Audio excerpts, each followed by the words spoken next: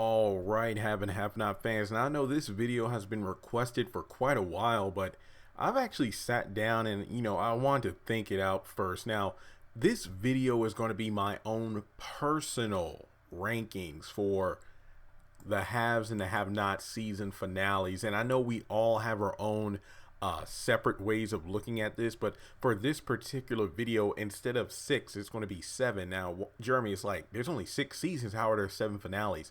I'm really going off the original run on OWN. I think the biggest quote unquote controversy here is season one, when it first aired. I'm not talking about how it's listed on Hulu or even how it's technically listed on Wikipedia now, but it wasn't until I want to say maybe last fall that it was brought to my attention around the time it was put on Hulu, and even cast members told me about this. Season one was actually 36 episodes, from the episode, I believe, the big surprise being episode one, ending with episode 36 called Checkmate. Now, when it originally aired, episode 16, No More Hiding, the easiest way to identify that is that's the episode where, Wyatt hit Benny. That was the hit and run episode. Also, the episode based off the title, No More Hiding, that was when Jeffrey came out to Veronica and David. And episode 36 was the infamous Amanda getting shot episode. Now, in this ranking, No More Hiding is going to be counting as season one. Checkmate's going to be season two. And then it gets a bit more confusing because we have No More Hiding, episode 16, Checkmate, episode 36, episode 61, When the Chickens Come Home. Next up, episode 84, Promises Kept, episode 107, The Veronica Show, episode 151, Out of Time, and then episode 160, Show Not Tell. So yeah, it's 7 episodes, even though technically it should be 6, but this is how I'm going to rank it, okay? So basically, we're going to start from the number 7, working our way up to number 1, and I just want to make it clear, I think that I didn't start doing videos until around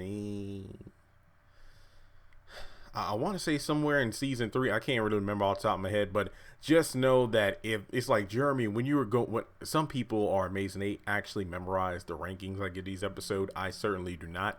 So you might say, well, Jeremy, how come your number 4 spot is higher than your number 6 spot? When you did your episode review, you ranked episode 6 above episode 4. Some episodes age better than others, and I'm actually scrolling through Wikipedia's episode synopsis list as I'm doing the video, so if you hear any scrolling in the background, that's what it is. But just because I rank an episode super low doesn't mean it isn't watchable. It just means that when it comes down to finales, I don't think it was that good, because I know this is like, Jeremy, we're like almost 4 minutes in and you haven't started yet, but I need to set the stage for how I'm ranking the episode, so bear with me. Each episode, I'm going to give the ranking, I'm going to give a brief synopsis of what happened in the episode and why it's at a particular number. And if you want to jot down, your numbers and put them in the comments, that would be pretty cool. We can have a discussion like, what was your favorite finale? What was your least favorite finale? But for me, a finale is supposed to set the stage for what's to come next season, while also answering some important questions that were established either in the same season or in a previous season. It should definitely be an attention grabber. And just because an episode has a fantastic cliffhanger doesn't mean the episode was great in itself. Like when I get to the number 1 spot, and there have been at least 7 people over the past week who have asked me to do this video, but this is something I've had in the works for a while, and they've all told me they're number 1. And I think it goes without saying that we, for the most part, I had the same number 1 choice as them. So number 7, episode 151, Out of Time. If you remember, this was the episode we got back on. I want to try to say the dates here as well. March 19th, 2019. Easiest way to put it is, this is the episode where Derek revealed the lion tattoo to Hannah. I didn't give this episode a high score when I remember reviewing it, due to the fact that it wasn't a good episode. They pretty much did setup, but at the same time, it's like, well, dang, Wyatt had the gun and everything set up. I thought they were actually going to go through with it and actually have him use the gun, but no, we had to wait until, almost 9 or 10 episodes later for him to use the gun. Not to mention, the only reason that I wouldn't score this episode higher is because aside from the lion tattoo, which we saw a long time ago. Remember, this was the solidification of my lion tattoo playlist. This episode, that ending, brought my channel a ton of views and subscribers due to the fact that I've been preaching about this scene for a long time. And you're probably thinking, well, Jeremy, you spent darn near over a year being called names, crazy and whatnot, because you were saying that Derek had the lion tattoo, and this episode revealing the truth, this should definitely be a higher episode on your list, right? I can see your thinking, but actually no, due to the fact that this episode wasn't structured that well. Not to mention the fact that the lion tattoo reveal, I still wish they would have done more with the Benny Derek dynamic. Instead of making Benny a man child and unbearable to deal with, have him actually make a connection with Derek. So when the reveal is when the tattoo got revealed and the truth eventually is found out, it would actually make sense why he would be more apprehensive and standoffish towards Derek, not just for Hannah's protection, but because, kind of like Candace, he allowed himself to trust someone, kind of like, Candace and Hannah, both very reserved when it comes to trusting men, and then Benny being overly protective of the women in his family. So to actually have him sort of look at Derek as a pseudo father figure, or at least another man he can trust to take care of one of the women in his life, it would have made a lot more sense. And I know I'm kind of like, skipping over everything else that happened in that episode, but really the tattoo was the thing that stands out to a lot more people than anything else. The Justin Jeffrey crap, I did not care for that. Didn't that episode end with I think it was, Jeffrey fixing to leave the apartment, but then Justin cracked a wine bottle and then threatened to stab himself in the neck. Like, do you see what you made me do? And I'm like, yeah, I didn't really care for that episode. Number 6 is episode 36, Checkmate. And my gosh, this was probably one of the worst finales of all time. You're probably thinking, well, Jeremy, the whole Amanda thing, are you just mad because Amanda got shot and you loved Amanda and stuff like that? No, I remember the build up for the episode being pretty damn great. Like the creepy trailer for the episode with Amanda running around the house going like the overlying laugh track. That was the first time, I think actually the only time watching the show where the preview gave me goosebumps. Like, I could barely make it through the trailer for the episode because it was so creepy. Go back to the episode, the pacing and the execution was god awful. Like, the fact that we spent way too much time on the Harringtons. Like, I remember there was the one scene where Jeffrey, David, and Veronica went out by the pool at the dinner party at the Crier house, and they spent way too much time talking about, taking sides on who's, Jeffrey being gay, then Jeffrey being not gay, then he's there with Melissa. The highlights of the episode definitely when Quincy showed up, beat up on Jim. Benny was not even in the episode. We only had one brief cutaway to Hannah and Candace over at her house, pretty much talking about the fact that, in my heart, Candace, I feel like Quincy Jr. is still alive. This is before Quincy Jr. was actually physically brought to the show. This was the episode right after Candace told Hannah and Benny that Quincy killed Quincy Jr. Wait, did Benny show up at the beginning of the episode? I don't think so. Well, either way, Benny's presence wasn't really memorable. I don't think he was in the episode. I could be wrong. But I think what really made this episode bad was the fact that you spent way too much time on David. Like, for example, after Quincy beat up Jim, he just left the house. Then Amanda revealed that she knew about Candace and Jim and stuff like that. And then we spent way too much time with Maggie and David just talking at the piano at the Sarandon Hotel. And it's like, when's the shooting going to happen? And then we knew Amanda was going to run around with the gun because I was in all the previews. So it just felt like a last minute edit. Like, oh yeah, it's 45 seconds. We need to put Amanda in the episode. And it's like, wait, what? And I did like the part where Jim got abducted by Warlock's crew. But overall, there was a lot of build up for the finale, but it was really, really disappointing. So that's why it's in the number 6 slot here. All right, now we get to number 5. And I know I'm probably going to get a lot of flack from this, especially when you take into account the fact that I gave this episode a 9.5. Episode 160, the last episode we saw several weeks ago, Show Not Tell. And you're probably wondering, Jeremy, what the heck is wrong with you? That episode was phenomenal. We started off the episode with a shootout. We ended the episode with a shootout. and the cliffhanger alone is worth the price of admission. I'm not gonna lie. I think that if I were able to redo my episode review, I probably wouldn't have given it a 9.5 out of 10. I think I was feeling the hype like everyone else.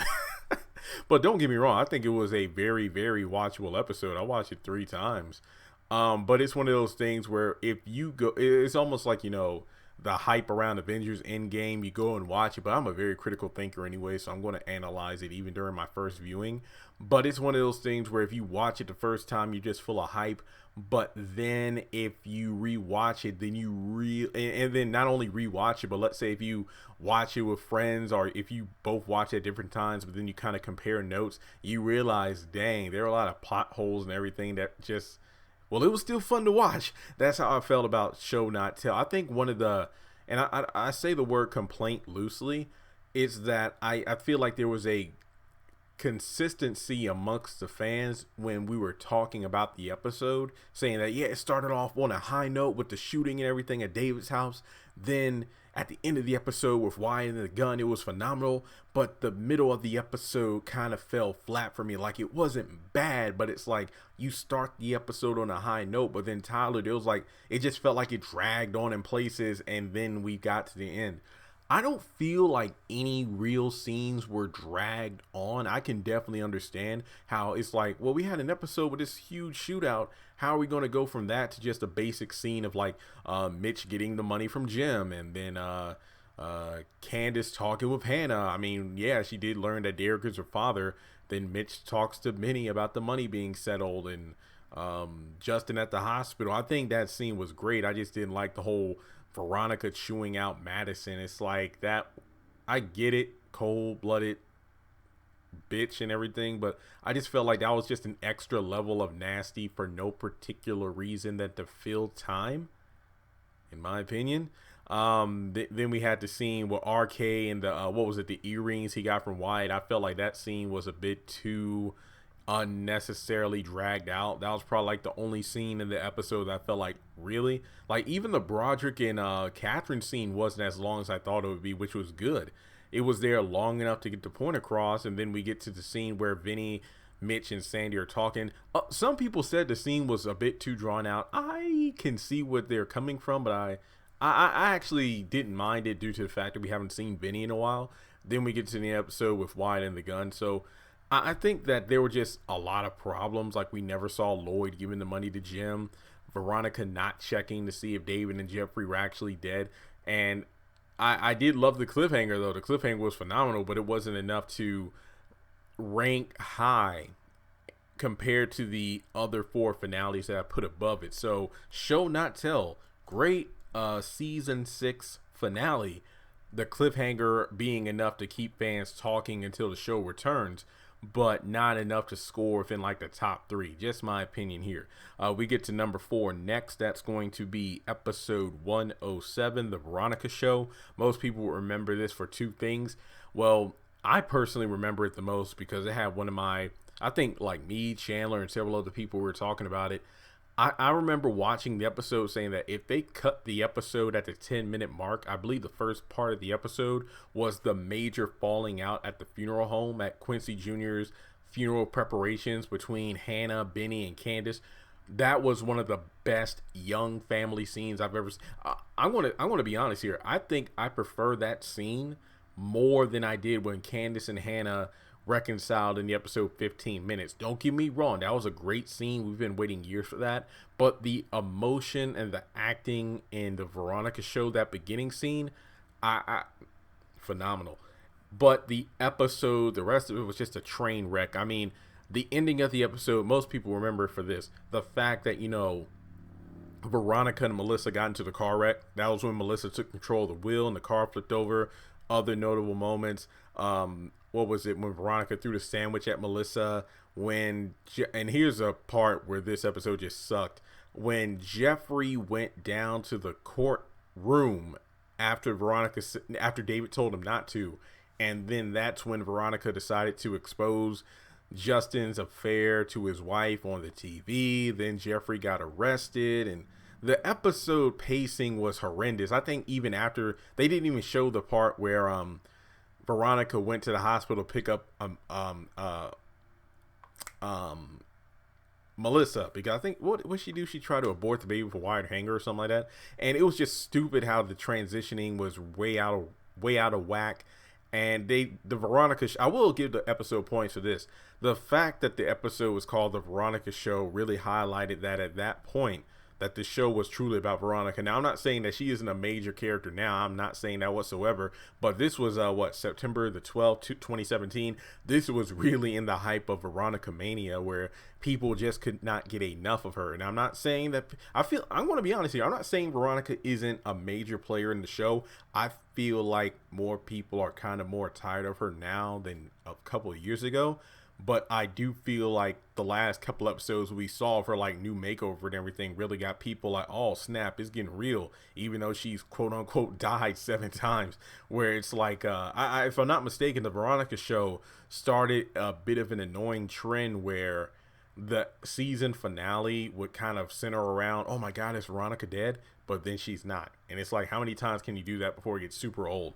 So the episode, I feel, the funeral home scene was definitely the standout scene. One of my favorite scenes in all the haves and have-nots. And please don't ask me to do a video on my favorite scenes. I mean, technically I could, but I am not going to research it. I would only like jot down my top 5 or top 10 moments that I can like remember off the top of my head, because they're still that memorable, even though the show's been on for 6 years.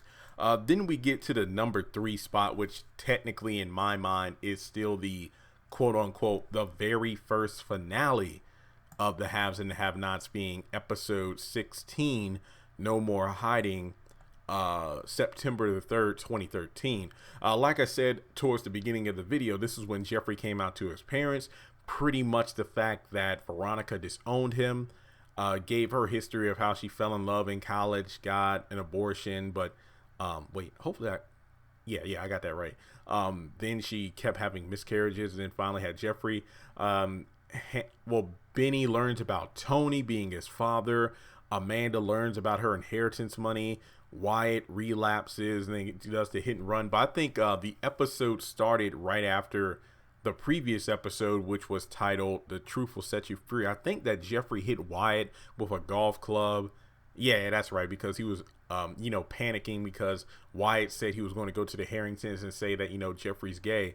And I feel like this episode was definitely a strong episode from start to finish. And I've said this time and time again, guys, if you have not done so, and I understand some people came to the show late, go back and watch season. When I say season 1, I say the first 16 episodes. Technically, it's 36, but yeah, definitely watch all 36. They're great. But I feel like season 1 was definitely a very strong start to the show. Like I said, me and my mom, after watching the first episode, we were hooked.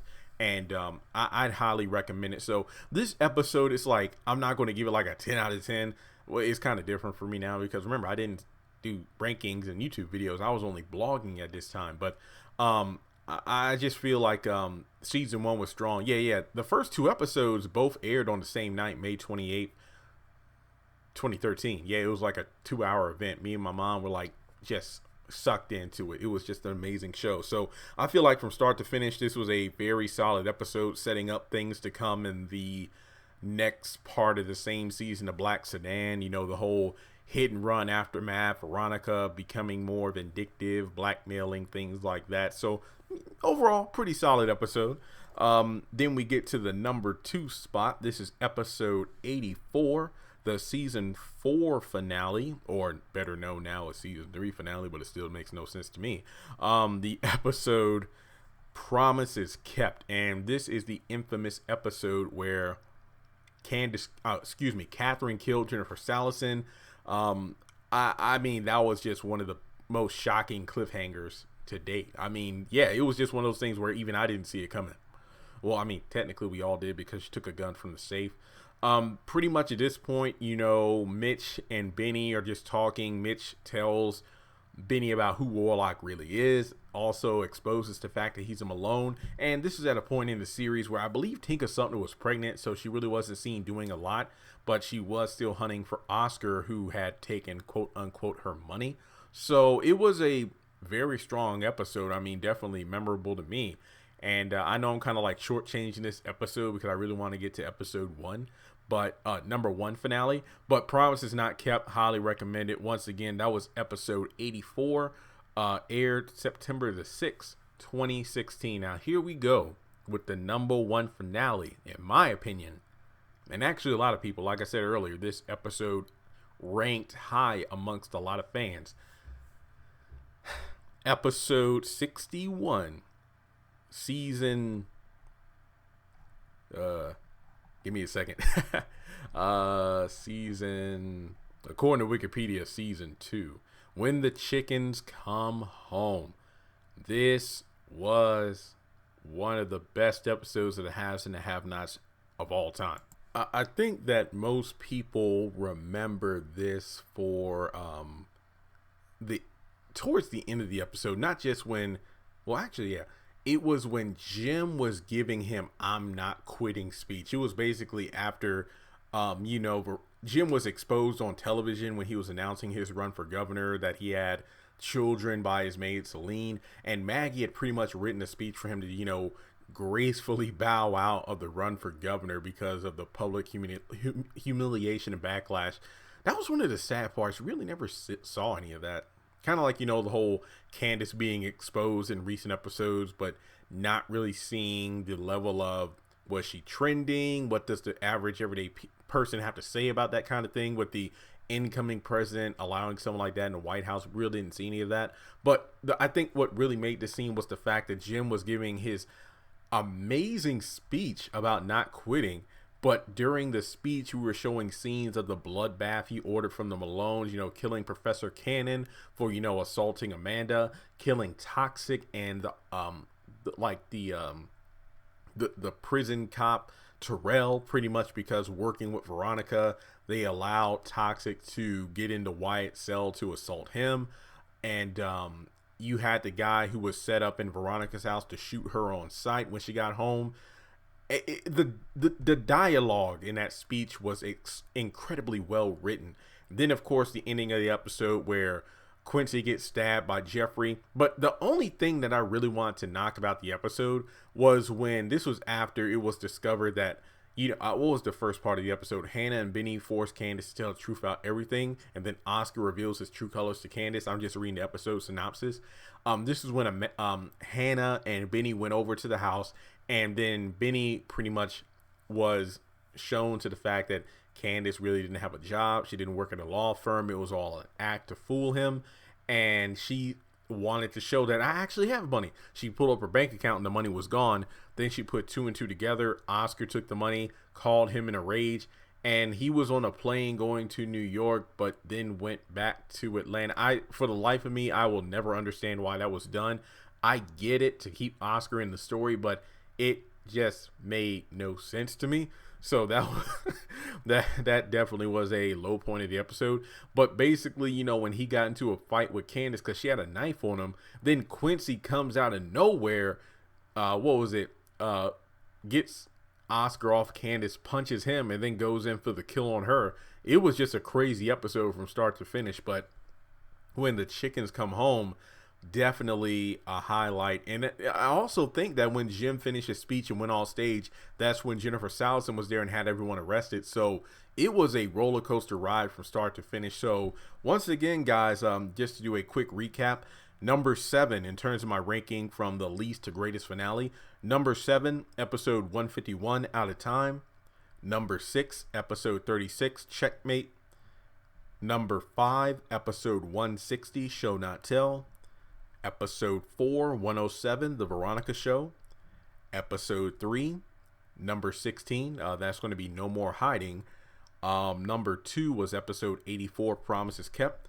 And number 1 was episode 61, When the Chickens Come Home. So that's my personal ranking. I know the other big video I haven't recorded yet is my Greenleaf season 4 trailer breakdown. I do have other minor videos, but I think that's the one big video everyone wants me to do. And I haven't done Ambition yet. I haven't watched the episode that aired on the 23rd. I've just been busy. Like I had like darn near almost 70 eBay items to get ready for shipping. And check out my eBay store, links in the description below. I haven't put anything on there yet, but I got an email where I can list 500 items for free. I got until Saturday to do so, so I want to put a lot of stuff on there, making some quick money on the side.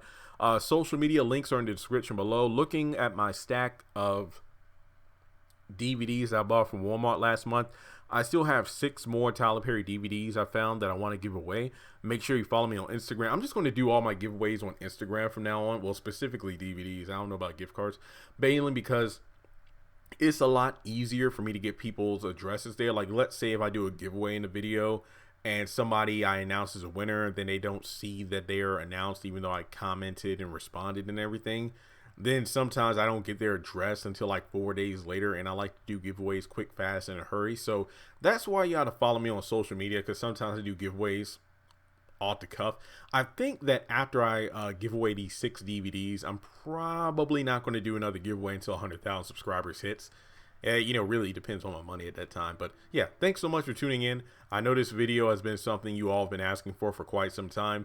So also, if you want to comment your finale rankings in the comment section below, that would be cool. But I feel like I hope this video will inspire people to say, you know what, I never really thought about that episode that way. Maybe I should go back and watch it. I'd highly recommend it. I'm probably going to go back and watch a couple of finale episodes myself over this weekend, so we'll see. But thanks so much for tuning in. Make sure you subscribe to the channel if you haven't done so already. Hit that bell notification icon, and if you want to do something else that will really help, hit that thumbs up button. It really does help the video get more traction, and I'll talk to you soon. Congratulations on making it to the end of this video. If you like what you just saw, make sure to hit the thumbs up button, or if you have anything you would like to add to the video, make sure to leave your thoughts in the comment section below. If you want to keep up with me on social media, go to the description box. All of my links for social media are right there. Also, if you feel like you would like to donate to the channel, make sure to click on the link to PayPal. Any amount helps. $1, $5, $20. As a full-time YouTuber, any support from my fans really does mean a lot to me. Finally, make sure to hit the subscribe button as well as the bell notification icon. That way you're kept up to date on any new content I post to the channel. Once again, thank you so much for tuning in, and I'll talk to you in the next video.